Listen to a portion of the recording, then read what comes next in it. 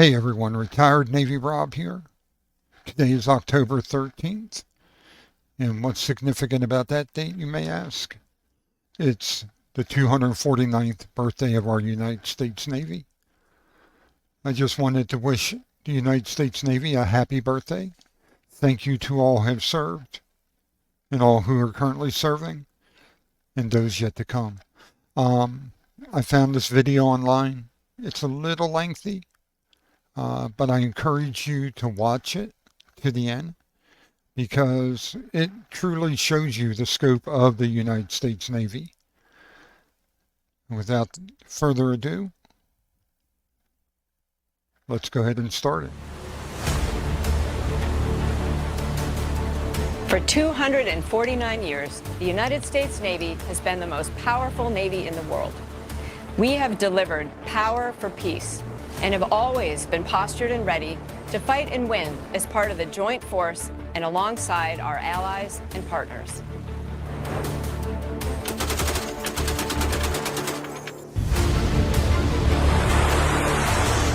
We are the sailors and civilians who have answered our nation's call to serve, and we are proud to operate far forward, around the world and around the clock, from the seabed to space, in cyberspace, and in the information environment, to promote our nation's prosperity and security, to deter aggression, and to provide options to our nation's leaders.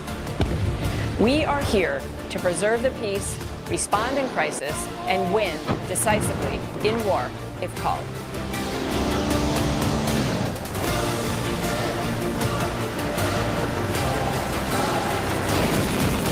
We are America's warfighting Navy.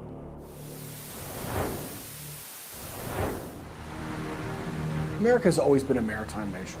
That is as true as it was 249 years ago. Even before our nation's inception, America's warfighting Navy sailed the globe in defense of freedom. The Navy builds partnerships, strengthens allies, and deters adversaries.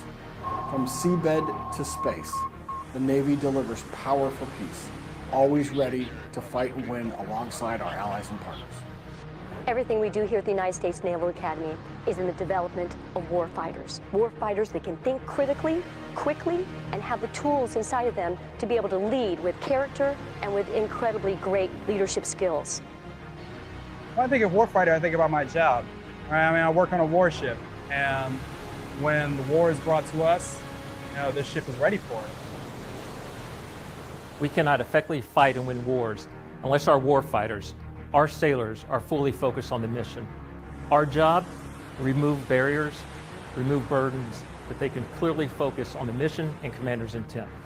Our ultimate duty is to deter and defend against adversaries. To do that, we need to have warfighting advantage. We need to be able to beat our adversaries, and they need to know it. We genuinely care about the mission. We want to help fight for the freedom of the citizens of this country because we love it. For me, I contribute to the mission by making sure the planes land and launch in a safe and expeditious way every day and every night. Like I tell my guys all the time, we don't get a chance to practice for it. Every time we go out there, it's live. So either we doing an exercise or we get ready to go on a combat deployment like we're finna do in a couple weeks, we ready to go.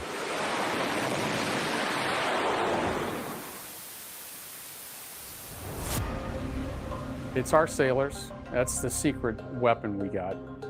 I don't think that the American public realizes all the sacrifices that our sailors make on these massive deployments, the sacrifices that they make day in and day out.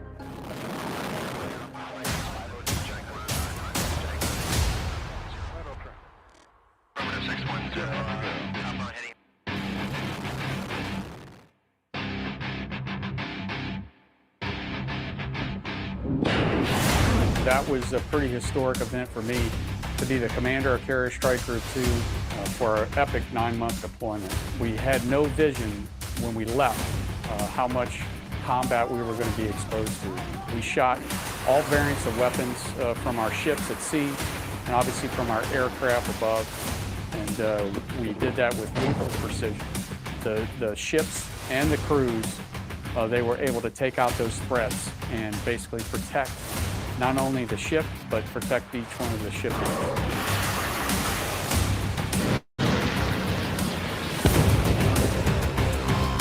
Essentially, whatever the enemy could throw at us, we were able to adapt and overcome. Our founding was based on the fundamentals of freedom of navigation and protecting sea lines of communication.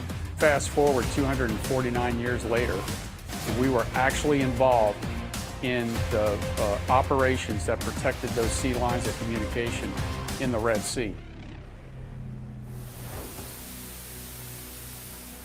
I believe that our sailors are what makes our Navy strong. They are the warfighters behind everything, and they are able to dynamically think in critical situations and are able to think outside of the box and create these tactical solutions in those environments. I think the Navy is ready for future threats. We are constantly training, practicing scenarios. That's one of our biggest strengths that we rely on. We're actively training recruits all the time. They're getting some of the best training in the world at A schools and C schools, and our technology just keeps advancing all the time. So I think the Navy is 100% ready to take on any threat. Our Navy is the strongest fighting force because of our ability to adapt. The world is rapidly changing, but the Navy continues to find innovative methods to sustain superior warfighting excellence. Well, currently I'm a recruit division commander, and our primary goal to support the mission is to ensure that we send out basically trained, physically fit sailors to the fleet. I am really proud to be a part of America's Navy today because we are at the cutting edge of all of the new technologies and capabilities on board our warships. We are ready to fight, and we are ready to win. Over the last 249 years, the United States Navy has become the most powerful maritime force on Earth. We operate forward, protecting our nation's interests, defending the rules-based international order, and promoting peace. We have a rich legacy of warfighting excellence made possible by you, our warfighters. Each of you, our active and reserve sailors and our Navy civilians, play a critical role in America's warfighting Navy. You are our true secret weapon. The strength of our Navy lies in our people, our sailors, civilians, and their families. Your dedication, sacrifice, and commitment is why America's Navy remains a beacon of hope for so many around the world. This year, our Navy displayed its power as a global force, from deterring Houthi aggression in the Middle East, to strengthening alliances in the Baltics, to building partnerships and trust in the Indo-Pacific and South America. Our number one job is deterrence, but we should always be ready to fight and win should that deterrence fail. And this year, we have demonstrated that naval power is and will continue to be an essential element of our national security. And I know, moving forward, that we will continue to defend the rule of law, the freedom of the seas, and the American way of life. We are honored to serve alongside you, witnessing your courage and your unwavering commitment to the mission. And we could not be more proud of our Navy team and what you do every single day. I look forward to celebrating our 250th birthday with you next year. This decisive moment demands the effort, focus, and resolve shown since the birth of our Navy. And I thank you for answering the call to service to our great nation. So from all of us to you, happy birthday. Happy birthday. Happy birthday.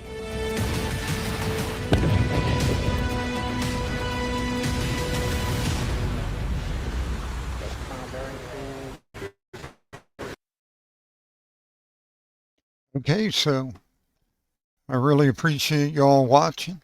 Once again, happy birthday, 249 years and going. It was my honor and privilege to be part of it. Y'all take care and keep on stacking, everyone. I can imagine no more rewarding a career. And any man who may be asked in this century what he did to make his life worthwhile, I think can respond with a good deal of pride and satisfaction. I served in the United States Navy.